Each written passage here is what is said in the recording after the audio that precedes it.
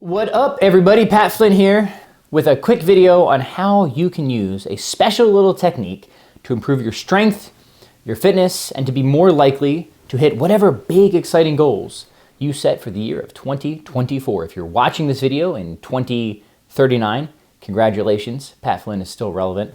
That's me. That's awesome. Just apply this concept to whatever year or century you're in. Obviously, my content is perennial. So the idea that I want to share with you is actually something that I first learned in the realm of music. I've been playing guitar for most of my life.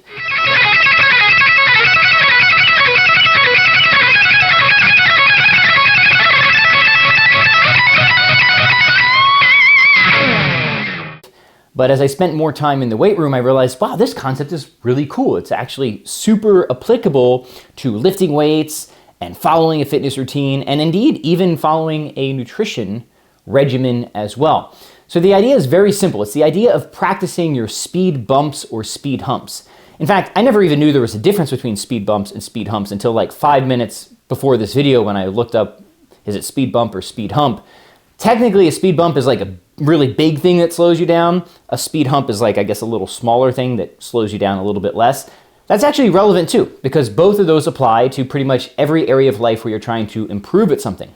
So backing the idea up, at least into its original context for me, which was music, I used to practice songs that my instructor would give me, and then I would bring those songs in, and I would mess up. I would always mess up because I'm not a musical prodigy. It took a lot of years to develop skill on my instrument, so I'd mess up a lot, but I would mess up in particular sections. So he'd give me a song, say it was an AC/DC song.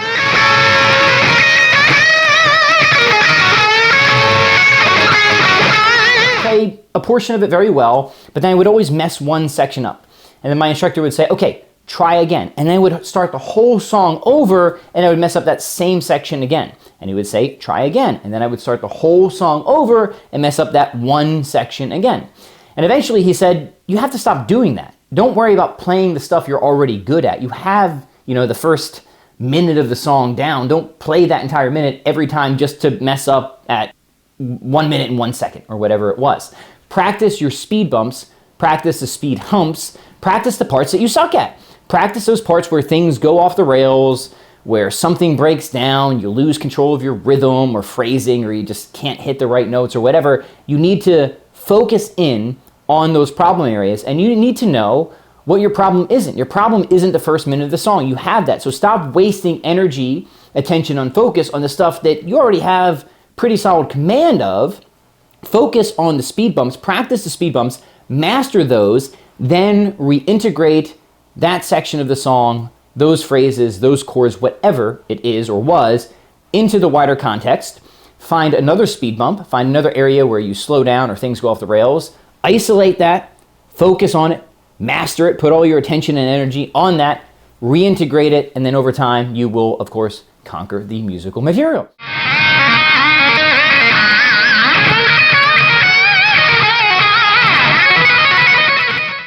Now that sounds all great. I guess if you're a musician, this is probably not an entirely novel concept. Of course, my instructor was teaching me something that he was taught as well.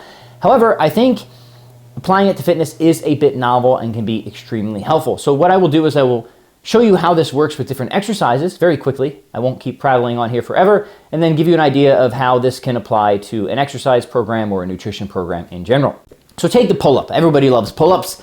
I love pull-ups. I did 30 pull-ups the other day, and by the other day, I mean like 9 months ago at the smoothie shop in front of a bunch of moms. But I was the hero of that day. So I'm pretty good at pull-ups. I sucked at pull-ups for many years. I was the chubby kid in gym class. I hated whenever we had to do that presidential fitness exam. I would always find a way to get out of it because I knew pull-ups were on there. I couldn't do any pull-ups. I couldn't run a mile. I was really out of shape. But in high school, I wanted to practice my pull-ups. I wanted to get better at being able to lift my own body weight. Fortunately, I sucked at the whole thing. So the whole thing was a speed bump for me. But over time, I got better at certain portions of the pull-up. I'm sure you've had this experience. Maybe you're pretty strong at hanging at the top.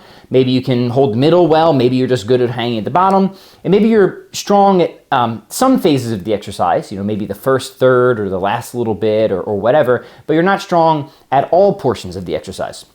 So like you, maybe like you, I don't know, maybe you're just awesome at pull-ups from birth, but like a lot of people, I had some areas of the pull-up that I was pretty strong at, just like I had some sections of music I was pretty strong at, but then I had those problem areas. For me, I think it was just getting past 90 degrees. So I would, perform the first portion of the pull-up, I'd get stuck, I would fail, I would get frustrated, and I didn't really kind of progress. I kind of hit that plateau.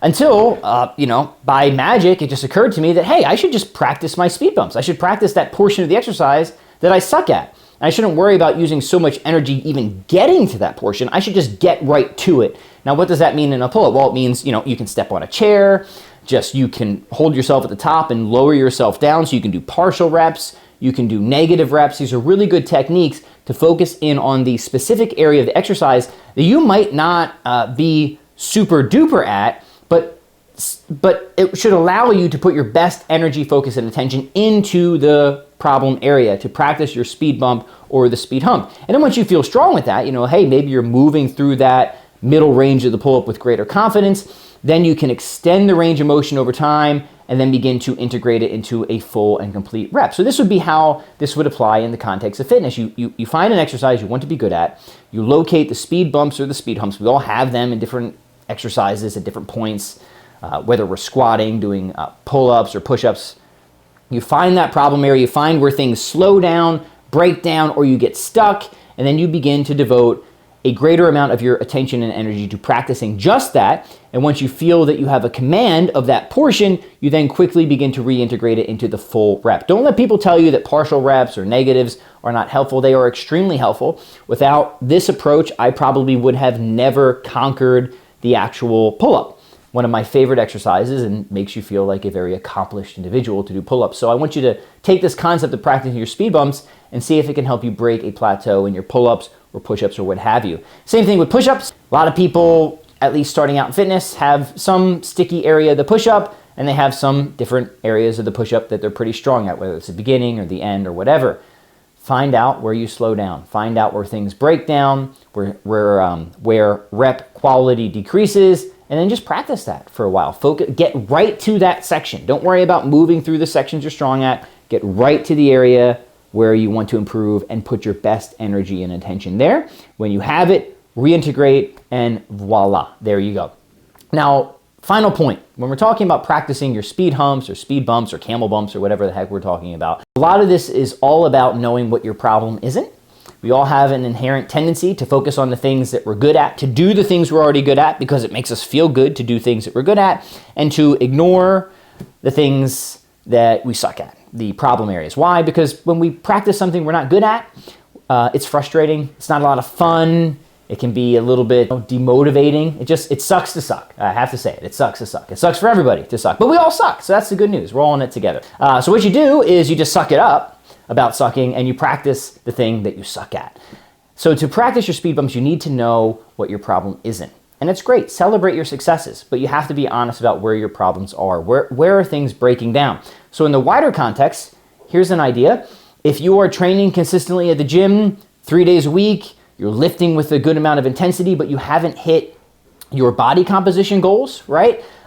We can confidently say that the gym probably isn't your problem. It probably isn't a gym problem. The gym isn't your speed bump. What is? It's probably something in the kitchen. It's probably something nutrition related. So if you want to know how to practice your speed bumps, you also have to be honest about what isn't slowing you down. If you have consistency in the gym and you're lifting with intensity, but you're still, sort of gaining and losing those same 10 pounds, your speed bump is probably nutrition related. Likewise, if you have great nutrition fundamentals in place, but you're really failing to gain strength and or muscle, and you are training consistently, your speed bump might be intensity. You might not be lifting heavy enough or with enough volume. So there's a sort of analysis that needs to go on here. Sometimes the speed bump is obvious when you're playing a piece of music and it sounds like a fart. It's kind of obvious where the problem is, but sometimes the problem is not so obvious. You have to be willing to take a deeper look, to track things, to be honest with yourself. And if you still can't figure it out, you should get a coach. I've had many coaches who were very happy to tell me where I sucked, and I'm very grateful for that because then I could practice at those things and improve. So there you have it. There's my lecture for today. Sermon is concluded. My name is Pat Flynn. I want you to practice your speed bumps in 2024. Let me know how it goes. Let me know what speed bumps you want to practice in the comment section. We're in this together. strong on.